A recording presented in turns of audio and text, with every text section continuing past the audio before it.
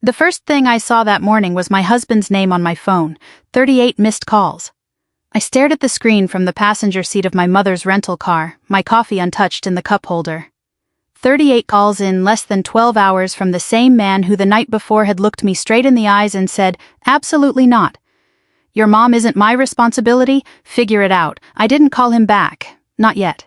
Because 24 hours earlier I had still believed I was married to a man who understood what family meant. My name is Emily Carter, and at 34 I was an Army captain stationed at Fort Liberty in North Carolina. My life was built around schedules, responsibility, and keeping my word. After years of service I had learned to stay calm when other people panicked. But nothing prepared me for the night my 81-year-old mother called me from an airport bench and quietly said, "Honey, I don't know where I'm going to sleep tonight." Her flight had been canceled because of severe thunderstorms moving across the southeast. She had been trying to get home after visiting an old friend in Florida.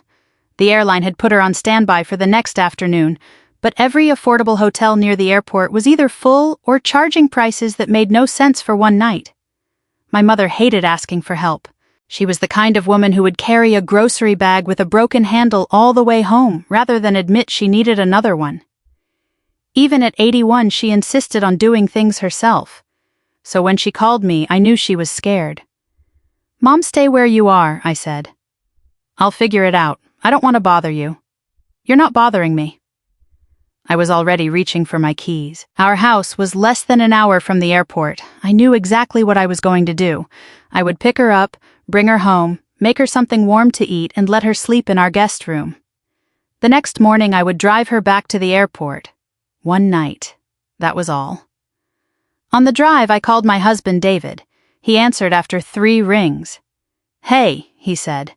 "What's up? Mom's flight was canceled. She's stranded at the airport. I'm going to pick her up." There was a pause. Then he said, "Okay, I was thinking she could stay with us tonight. Just tonight. I'll take her back to the airport in the morning." Another pause. This one felt different. "No," I almost laughed because I thought I had misunderstood him. What I said, "No, David, it's one night. I know. She's 81. I know how old she is, Emily." His voice was flat. There was no concern about the weather, no question about whether she was safe, no hesitation. Just irritation. I tightened my grip on the steering wheel. "She has nowhere to go." "That's not my problem." I pulled into a gas station and parked. "Excuse me," he sighed. "Your mom isn't my responsibility. If she needs somewhere to stay, figure it out." For several seconds I couldn't speak. I thought about the guest room upstairs, the clean sheets, the extra blankets in the hall closet, the fact that my mother had never once asked David for money or special treatment. "David," I said quietly, "I'm not asking you to take care of her. I'm asking if an 81-year-old woman can sleep in our guest room for one night. Absolutely not." Something inside me went very still. I could have argued. I could have reminded him that when his mother needed help last winter, I drove 2 hours after a 12-hour duty day to take her to an appointment. I could have reminded him that I had helped pay for repairs at his mother's house without ever asking whose responsibility it was. But I didn't. I simply said, "Okay."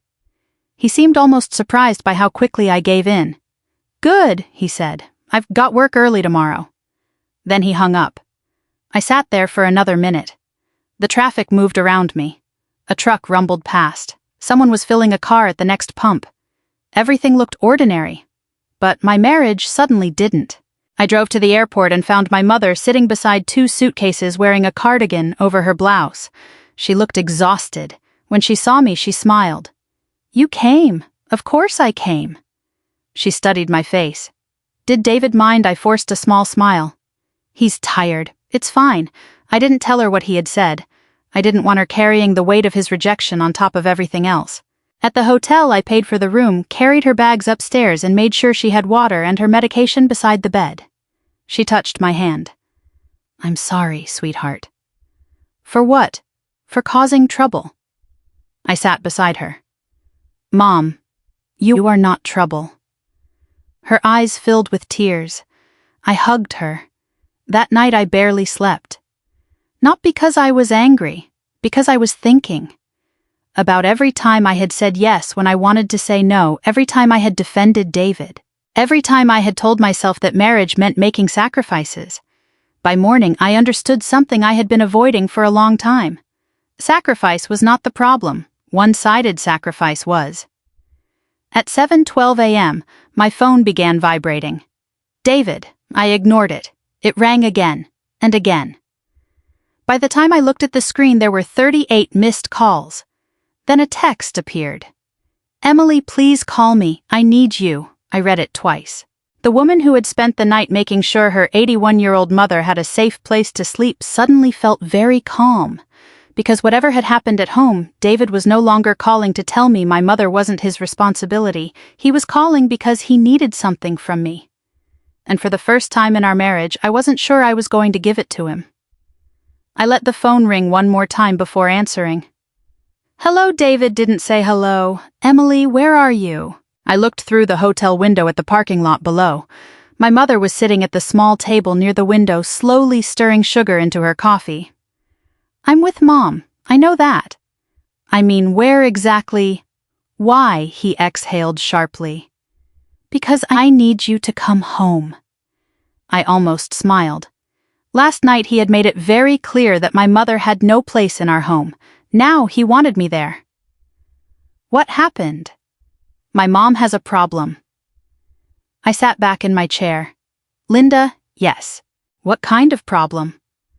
There's water everywhere. A pipe burst overnight. The downstairs ceiling is damaged and the plumber says they have to shut everything off.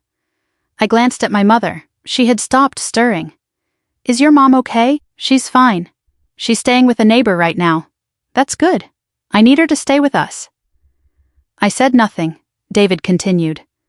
Just for a few days, maybe a week, until the repairs are finished. I stared at the phone.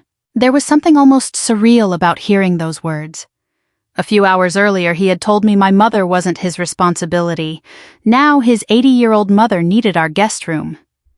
David, I said carefully, didn't you tell me yesterday that my mom wasn't your responsibility? Silence? Then this is different. How my mom has nowhere to go. So did mine. That's not fair. I felt something tighten in my chest. Fair, yes. You're twisting my words. I'm not twisting anything, I'm repeating what you said. He became defensive. I was stressed yesterday. So was Mom. She was at a hotel. Because you told me she couldn't stay at our house. That doesn't mean I don't care about her. I looked down at my hands. I had spent most of my adult life learning how to stay composed under pressure. In the army, you couldn't afford to let anger make decisions for you. So, I asked the question that mattered. If Linda needs a place to stay, how long do you think she'll need it? I don't know. A few days? Okay. His voice immediately softened. Thank you. But I need to understand something first. What are you asking me to agree because you think we're partners, or because you expect me to solve this? He didn't answer. I waited. Finally he said, Emily, I just need you to help. I closed my eyes. There it was, the word I had heard throughout our marriage. Help. I had helped with his mother. I had helped with his debts. I had helped when his car broke down. I had helped when he changed jobs. I had helped when my military schedule became difficult and still found a way to keep our household running. But whenever I needed something from him, there was always a reason it was inconvenient. Where is Linda now? I asked. At the Hampton Inn near her house. Then she's safe. For now. Then let's take this one step at a time. David became impatient. I don't have time for this, Emily. I almost laughed. You called me 38 times. Because you weren't answering. I was asleep. No, you weren't. I looked toward my mother. She gave me a questioning expression. I lowered my voice. David, what exactly do you need from me? I need you to come home and help me figure out what we're going to do. What does that mean? It means I need my wife. The words landed strangely. My wife. Last night, I had been his wife when he told me to figure out my mother's problem alone. This morning, suddenly being his wife meant something different. I looked at my mother. She had heard enough to understand. She quietly mouthed, "Don't fight." I nodded. Then I said to David, I'll come home after I take Mom to the airport. He sighed with relief. Okay. But Linda isn't moving into our house until we talk. What I said we talk first. Emily, this is my mother, I know. And she's 80 years old. I know. So was my mother last night. He went quiet. I could hear his breathing through the phone. Then he said, "You're punishing me." No, you are. David, I'm not punishing you. I'm asking you to think about what happened. I already said I was stressed. And I heard you. I said I'm sorry. You haven't said that. Another silence. Then very quietly he said, "Fine. I'm sorry." I knew immediately that he didn't mean it. Not yet. He was saying it because he wanted the problem solved. Still, I didn't argue. I'll see you this afternoon. When I ended the call, my mother looked at me. You don't have to go home because he wants you to. I know. Then why are you going? I thought about it. Because I need to understand what's really happening. My mother studied me for a moment. Then she said something I hadn't expected. Your husband sounded frightened. He is. Why, I don't know. She took a sip of coffee. Then find out before you decide what to do. Those words stayed with me. After taking Mom to the airport, I drove home. The house looked exactly as I had left it. Same porch, same flower pot beside the front door, same photograph of David and me from our wedding sitting on the entry table. But when I walked inside, everything felt unfamiliar. David was waiting in the kitchen. He looked exhausted. His shirt was wrinkled and there were dark circles beneath his eyes. Where have you been with Mom? I know. I put my keys on the counter. How bad is the damage at Linda's? He hesitated. Bad. How bad I don't know yet. Who is paying for it? Another pause. Insurance, probably. Probably. He looked away. And that was when I noticed something. A stack of unopened envelopes sat beside the coffee maker. Bills, several of them. I recognized the logo of one credit card company, then another, then a personal loan statement. I looked at David. He followed my eyes. Those aren't important. Then why are they here? They came this week. How much do you owe? He frowned. That's none of your business. The words hit harder than I expected. I stared at him. My husband's debt isn't my business. He rubbed his forehead. That's not what I meant, but I knew it was. Or at least it was what he had been treating it as. I walked over to the counter and picked up one of the envelopes. He quickly took it from my hand. Emily, what I can handle it. I looked at him for a long moment. Then I remembered the 38 calls. I remembered his panic. I remembered his mother's flooded house. And suddenly the pieces were beginning to fit together. This wasn't just about where Linda would sleep. Something else was wrong. Something much bigger. And I had a feeling David had been hoping I would never ask the right question. That evening, I realized the problem wasn't Linda's flooded house. It wasn't even the stack of unpaid bills sitting beside our coffee maker. The real problem was that my husband had been living a second life financially, and I had been the last person to know about it. David spent the rest of the afternoon trying to convince me everything was manageable. It's temporary, he said. We were sitting across from each other at the kitchen table. How temporary? A few months? How much debt? He looked at the floor. I don't know exactly. David. He rubbed both hands over his face. About $48,000. I stared at him. $48,000.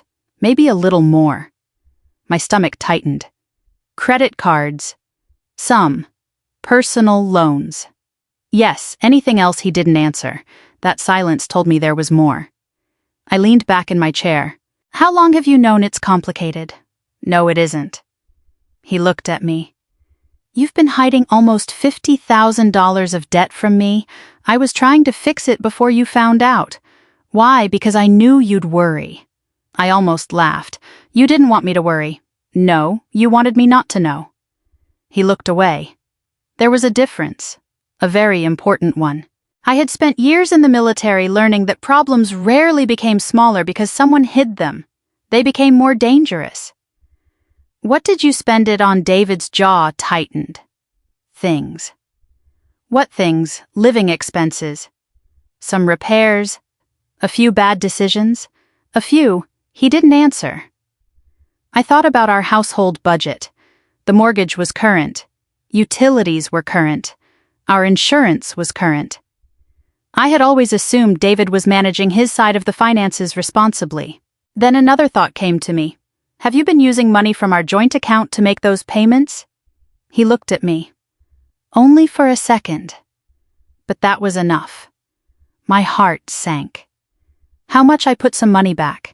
How much Emily, please. How much he finally admitted it. About $12,000. I pushed my chair away from the table. For a moment I couldn't speak. Not because $12,000 was going to ruin me. It wasn't. My military career had given me financial stability, and I had always been careful with money. What hurt was the betrayal. He had taken money from our shared household without telling me, while telling me that my mother's emergency wasn't his responsibility. I stood.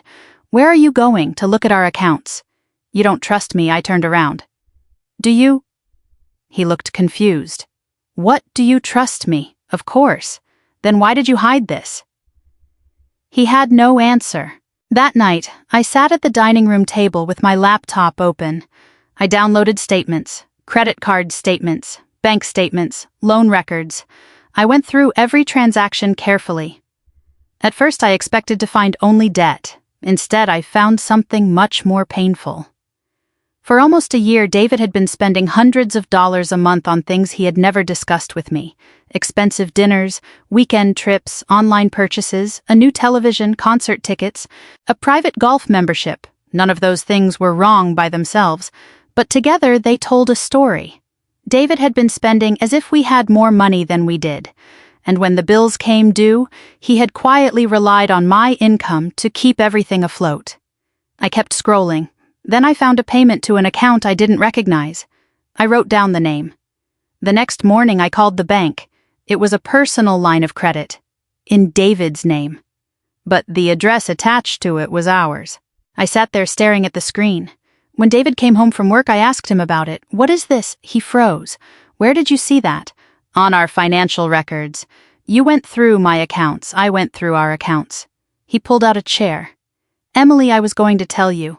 When I got it under control. You've been saying that for a year. He looked embarrassed, then angry. You don't understand what it's like. I stared at him. What it's like. To feel like you're always behind. I softened slightly. I would have helped you. No, you would have judged me. I've never judged you for struggling. You would have. Then you should have given me the chance to prove you wrong. He went quiet. I sat down again. I need you to tell me everything. He hesitated. Then he finally admitted the part he had been avoiding. He had taken out the personal loan because he had fallen behind on several credit cards. He had used part of it to cover payments, creating a cycle where one debt was paying another. And now he was close to the limit. That's why you called me 38 times, I said. He looked at me. I called because I was scared. Because of Linda, partly. What does that mean? He swallowed. The insurance deductible for her house is more than I expected. How much? $8,000. I closed my eyes. There it was. The reason.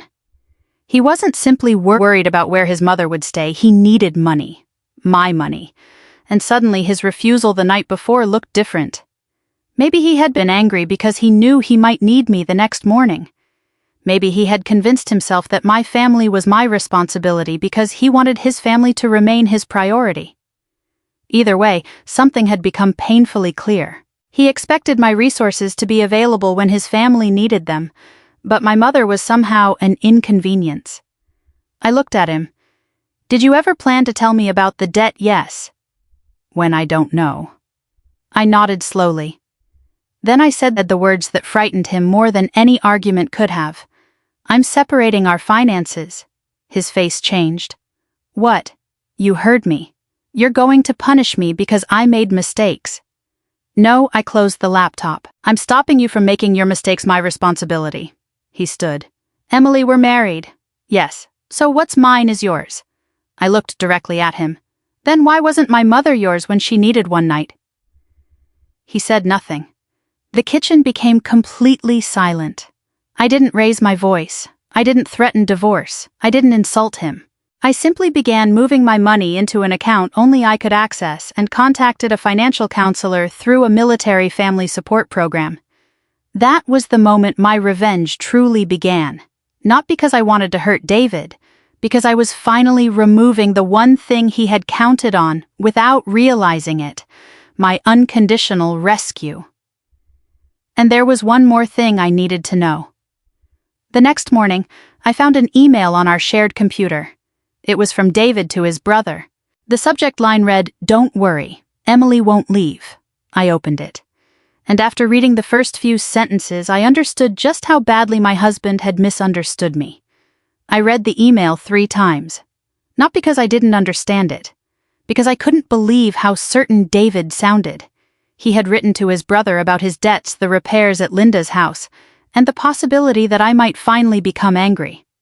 Then came the sentence that stayed with me. "Don't worry, Emily won't leave. She'd never do that to me." I closed the laptop.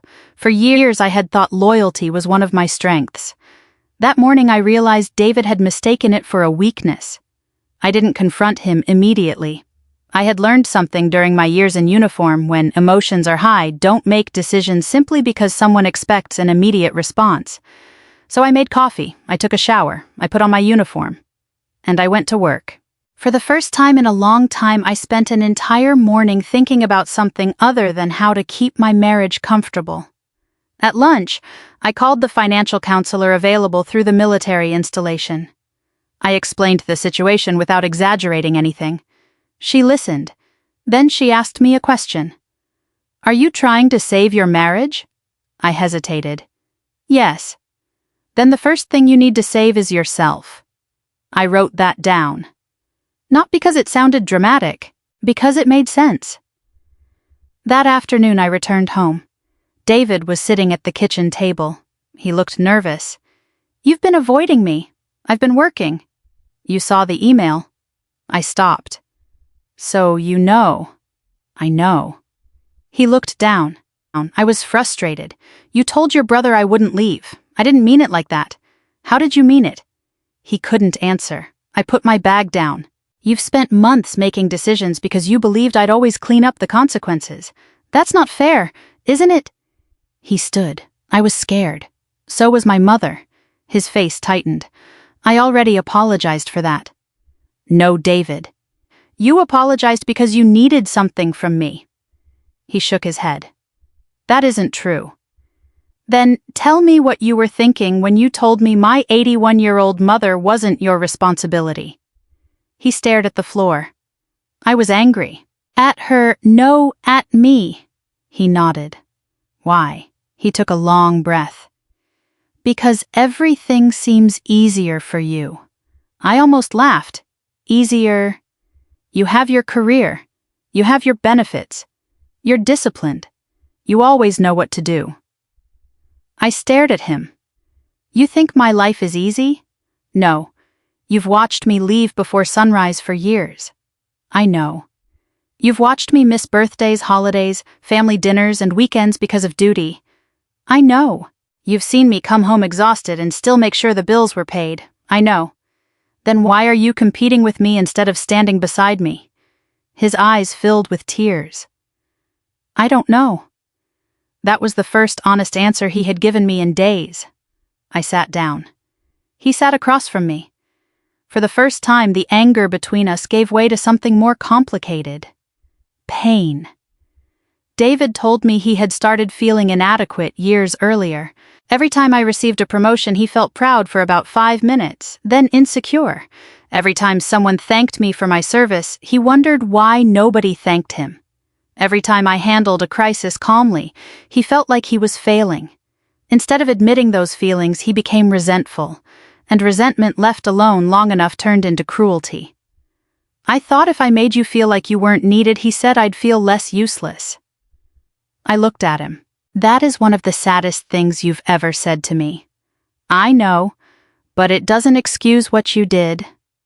"I know, and it doesn't excuse what you said about Mom." "I know." Silence settled over the room. Then he asked, "What happens now?" I looked at him. Now we stopped pretending. I opened a folder and placed it on the table. Inside were the financial statements, the debt totals, and the information from the counselor. I've separated my personal finances from yours. His eyes widened. You did what I protected my accounts. You don't trust me. Not with money right now. He looked hurt. I'm your husband, and you're responsible for rebuilding that trust. He pushed the folder away. You're punishing me. No, I kept my voice calm. I'm allowing you to experience the consequences of decisions you made without me. He looked at me for a long moment. Then he said, What about Mom Linda? Yes. She's still your mother. I know. She needs a place to stay. He nodded. And you're going to help her. Will you help? I thought about it. Then I said yes. His eyebrows lifted.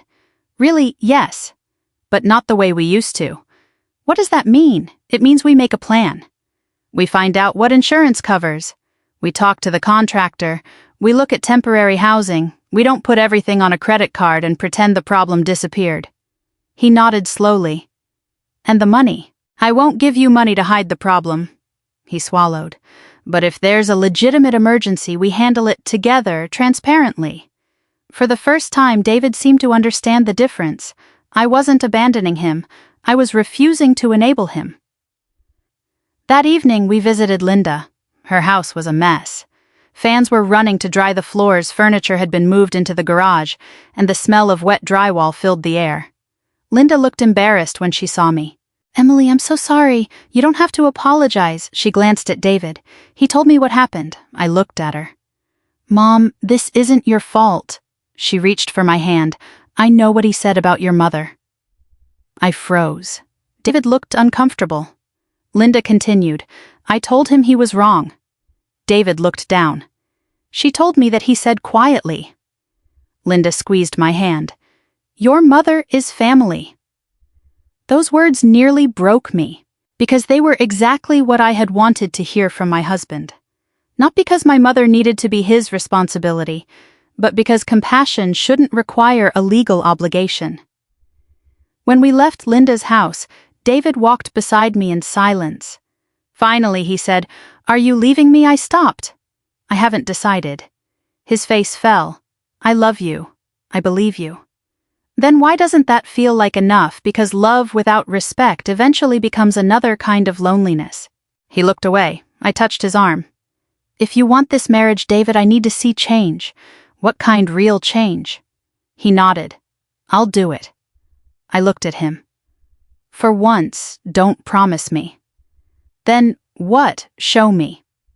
That night I returned home alone. My mother called before I went to bed. She asked how things were. I told her the truth. We're not fixed. She was quiet. Then she said, Good. I smiled. Good. Sometimes you shouldn't fix something until you understand why it broke. I lay back against my pillow. For the first time in weeks, I felt something I hadn't expected. Not victory, not revenge, hope. But the next morning my mother called again. Her voice sounded different, more serious. Emily, she said, there's something I should have told you about David. I sat upright. What? She took a breath. I knew something was wrong long before you did. I sat upright in bed. What do you mean you knew something was wrong? My mother was quiet for several seconds. I didn't know about the debt, she finally said. Not specifically. But I knew David was unhappy. I looked toward the window. Morning light was beginning to spread across the bedroom wall. How long? Almost a year. I felt my chest tighten. Mom, why didn't you tell me? Because I didn't want to become the reason you questioned your marriage. I closed my eyes. She continued softly. I've watched you your whole life, Emily. I know how seriously you take your commitments. Once you decide someone is your family, you will walk through fire for them. I smiled sadly. That sounds like a compliment. It is, but sometimes a good quality can hurt you when you don't know where to draw the line. I sat there silently. Then Mom said something I hadn't expected. David wasn't always like this. I know. No, I mean it. I remember when he was different. I thought back. She was right. When David and I first married, he had been thoughtful with her. He remembered her birthday. He brought her favorite coffee when we visited. Once, when her car wouldn't start during a winter storm, he drove nearly an hour to pick her up. I remembered standing in the doorway that night, watching him come inside covered in snow. He had laughed and said, "Your mom needs a rescue mission." Mom had always loved telling that story. "He cared about me," she said. He did. That's why I didn't want to believe what I was seeing. I swallowed. "What were you seeing?" He became irritated whenever you talked about helping me. That surprised me. I never noticed." "I did," she paused. "He would smile when you were around, but afterward when you weren't looking he would sigh. I thought about all the times I'd been busy with work and assumed his silence meant exhaustion." Mom continued. "Once I told him I could pay you back for the money you spent helping me with the roof. What did he say? He said, 'That's not necessary.'" I frowned. That doesn't sound bad. He said it politely. I understood. Mom knew the difference between polite words and a cold heart. Then he told me you already had enough responsibilities. I stared at the wall. My mother had carried that sentence alone for months. Why didn't you tell me? Because I was afraid you'd confront him. And then he would know I had been talking about him. I sighed. "Mom, you were protecting me. I was trying to." She took another breath. "But I don't want to protect you from the truth anymore." That sentence stayed with me. For years I had thought protecting someone meant keeping painful information away from them. Maybe sometimes protection meant helping them see clearly. That afternoon I asked David to meet me at a quiet diner near the base. He arrived early. He looked tired. When he saw me, he stood. Hey. We sat across from each other. I didn't order anything. Mom told me she knew you were unhappy." David's expression changed. "She told you yes." He looked down. "I didn't want her involved. She was involved because you made her part of our marriage when you told me my mother wasn't your responsibility." He nodded. "I know." I studied him. "Were you angry at Mom?" "No." "At my mother?" "No, at me, yes." "Why didn't you tell me?" He gave a bitter little laugh. "Because I was ashamed." "Of what?" "Of feeling jealous of your life." I didn't interrupt. He continued. "You served your country. People respected you. You had discipline. You had a purpose. And I felt like I was just standing next to you. You could have told me. I know. I would have listened. I know. You could have gone to counseling. I know. You could have said you were struggling. I know." His eyes filled. "Instead, I started making you smaller in my head." I felt tears building behind my own eyes. "What does that mean? I told myself you were too independent, too focused on your family, too involved with your career." He looked at me. Anything was easier than admitting I was insecure. I sat quietly. There it was. The ugly truth underneath all the arguments. His behavior wasn't justified. But now I understood it. Understanding someone doesn't mean excusing them. That's something I had learned the hard way. "I need you to understand something," I said. He nodded. "My mother isn't competing with you. I know. My military career isn't competing with you. I know. And my independence isn't an insult to you. I know. If you ever feel that way again, you tell me. You don't punish me for it. I won't. You can't promise that." He looked at me. "Then I'll prove it." For the first time, I believed he might. Not completely, but enough to leave the door open. We finished our coffee and walked outside. The afternoon was warm, and the parking lot shimmered under the sun. Before we reached the car, David stopped. "I want to apologize to your mom." I looked at him. "Why?" "Why? Because she didn't deserve what I said. She didn't. And I want to apologize to you." I waited. He took a breath. "When your mother called that night, you were trying to help an 81-year-old woman who was stranded after a canceled flight. You asked me for one night." He looked down, "and I made you feel like you were asking for something unreasonable. I said nothing. I was cruel. Yes. I was selfish. Yes. And when my mother needed help the next day, I expected you to forget everything. Yes." He nodded. "I understand why you didn't. That was the first apology that didn't make me angry. Because he wasn't asking me to comfort him. He wasn't saying, "I'm sorry you felt hurt." He was saying I was wrong. That mattered. Still, forgiveness wasn't automatic. Trust wasn't automatic. A marriage couldn't be repaired by one conversation in a diner. So I told him exactly that. "I forgive you for what you said." He looked relieved. "But forgiveness doesn't erase consequences." "I understand." "We still need financial counseling." "Yes." "We need separate accounts for personal spending." "Yes."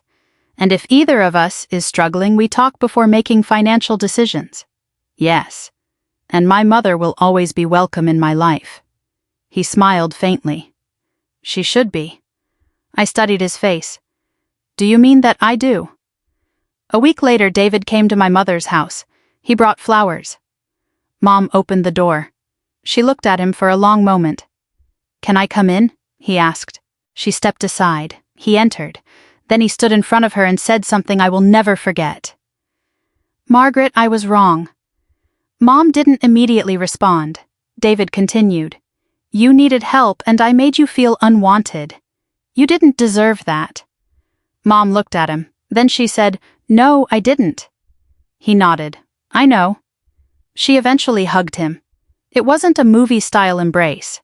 There were no tears or dramatic speeches. Just two people standing in a quiet living room, choosing to take one small step toward something better. Later that evening, Mom called me into the kitchen. "You love him," she said. I nodded. "I do. And I love myself too." She smiled. "Good." That was the lesson I had needed to learn. Marriage wasn't supposed to require me to disappear. Loyalty wasn't supposed to mean tolerating disrespect, and boundaries weren't punishments. They were instructions for how people were allowed to treat you. David and I still had work to do, but for the first time, we were doing it honestly. Then one evening, several months later, I found myself standing in our kitchen with my mother beside me. David walked through the front door carrying 2 grocery bags. He looked at Mom and smiled. "I got the coffee you like." Mom laughed. "You remembered, of course. I watched them." And I realized something had changed. Not because David had become perfect, but because he had finally stopped expecting love to mean being rescued. He had learned to stand beside me instead. And strangely enough, the greatest revenge I could have taken on the man who once told me to figure it out wasn't destroying his life. It was refusing to let his worst moment become the definition of our entire marriage. 6 months after the night my mother was stranded at the airport, I was sitting at our kitchen table when my phone showed an old photograph. It was a picture of Mom asleep in the hotel room that night, wrapped in a blanket with her suitcase beside the bed. I had taken it without waking her. She looked peaceful, safe. And I remembered how different I had felt when I took that picture. Back then I thought my marriage might be over. Now I wasn't so sure. David walked into the kitchen carrying 2 cups of coffee. "Your mom's coffee?" he said, placing one in front of me. "No sugar, just a little cream." I smiled. "You remembered. I remember a lot more now." He sat across from me. For a moment, neither of us spoke. Then he said, "Do you ever think about that night?" I knew exactly which night he meant. "The airport," he nodded. "And the 38 calls." I smiled faintly. "I think about them more than you realize." He lowered his eyes. "I still hate that I called you that many times." "Why?" "Because now I understand what it looked like." What did it look like? Like I suddenly needed the woman I had just told to figure everything out herself. I didn't correct him, because that was exactly what happened. He leaned back. I was terrified. "I know. I thought if you didn't come home, everything would fall apart." I looked at him. "Maybe that's what finally made you understand." He nodded. "I had gotten used to you catching everything." I waited. "When something broke, you fixed it. When someone needed help, you handled it. When we had a financial problem, you found a solution. When my mother needed something, you showed up." His voice became quieter. "And I thought that was just who you were." I said, "It is part of who I am." "I know. But it doesn't mean people are entitled to it." He nodded. That took me a long time to understand. Our marriage had changed in ways I hadn't expected. Not dramatically. There wasn't some perfect morning when everything became wonderful. Instead, there were small changes. David began checking the budget before making purchases. He stopped hiding bills. We met with the financial counselor every month until the debt was under control. We created an emergency fund. We agreed that major financial decisions required both of us to know what was happening. And when either of our parents needed help, we talked about it together. Not your family, my family, but our family. That distinction mattered. A few months after the airport incident, my mother came to stay with us for a long weekend. When she arrived, David carried her suitcase upstairs. Mom protested. "I can carry that, I know," he said. "Let me anyway." I watched from the hallway. She smiled. "Thank you." He nodded.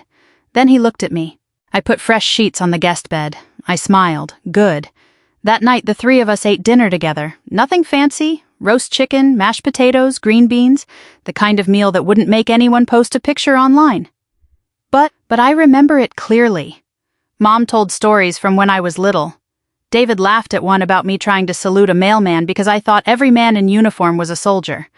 I laughed so hard I nearly spilled my water. For the first time in a long time, our house felt like home again. Not because we had forgotten what happened, because we hadn't. The memory remained. The lesson remained. And the boundaries remained. Later that night, after Mom went upstairs, David and I stood together in the kitchen. He said, "I need to ask you something." "What, do you trust me again?" I thought carefully before answering. More than I did. He smiled. "That's something." "Yes. But not completely. Trust takes time." He nodded. "I understand." I reached for his hand. "And I trust myself more now." He looked at me. "What does that mean?" "It means I know I can love you without losing myself." He squeezed my hand. "I don't want you to lose yourself." "I know." That was the difference. Once I had believed a good wife was someone who absorbed every problem, softened every conflict, and made everyone comfortable. Now I understood something different. A good marriage wasn't built on one person constantly making themselves smaller. It was built on two people willing to grow. The next morning, Mom came downstairs. David was already making breakfast. He looked over his shoulder. "Morning, Margaret." "Morning. Pancakes." She smiled. "Only if you don't burn them." He laughed. "No promises." I stood in the doorway watching them, and suddenly I remembered that phone screen. 38 missed calls. At the time, those calls had felt like proof that my husband finally understood how much he needed me. But now I saw them differently. They weren't the victory. The victory wasn't making him panic. It wasn't making him feel guilty. It wasn't watching him struggle without my help. The real victory was much quieter. It was learning that I could say no. It was learning that boundaries didn't make me selfish. It was learning that protecting my mother didn't make me a bad wife. And it was learning that forgiveness could exist without pretending the hurt never happened. One afternoon, Mom and I sat together on the porch. She looked at me and said, "Are you happy?" I smiled. "Yes, really, really." She nodded. "Then I'm happy." I looked toward the kitchen window. David was inside washing dishes. I said, "You know, Mom, I used to think revenge meant making someone regret hurting you." She smiled. "And now I think revenge is sometimes becoming so strong and clear-minded that the person who hurt you no longer controls your peace." She nodded slowly. "That sounds wiser. I've had a good teacher." She laughed. Then she reached over and squeezed my hand. I thought about all the people listening to a story like mine. Maybe some of them had a spouse who dismissed their parents. Maybe someone had been told they were too sensitive. Maybe someone had spent years giving and giving until they couldn't remember what they needed for themselves. If that is you, I want you to remember something. You can love your family without allowing anyone to mistreat you. You can support your spouse without surrendering your boundaries. You can forgive someone without immediately trusting them again. And you can choose reconciliation without pretending nothing happened. Most importantly, never confuse being needed with being respected. A person can depend on you and still fail to appreciate you. Real love is different. Real love doesn't ask you to abandon the people you love. It doesn't make compassion a competition. And it doesn't say, "That's your family, not mine," when someone vulnerable needs help. Sometimes the strongest thing you can say is simply, "Okay," not because you've surrendered, but because you're finally ready to stop arguing with someone who has already shown you who they are. And sometimes after the anger fades, that one quiet word becomes the beginning of a much healthier life. If this story reminded you of something you've experienced, take a moment to reflect on the boundaries that matter in your own life. And if you believe someone else needs to hear this message, share the story with them. You never know whose heart might need the reminder that kindness and self-respect can exist together. And if you enjoy stories about family dignity, second chances, and finding strength when life tests, you consider subscribing and staying with us for the next story. Because sometimes the greatest revenge isn't hurting someone back. It's finding your peace again and refusing to lose yourself for anyone.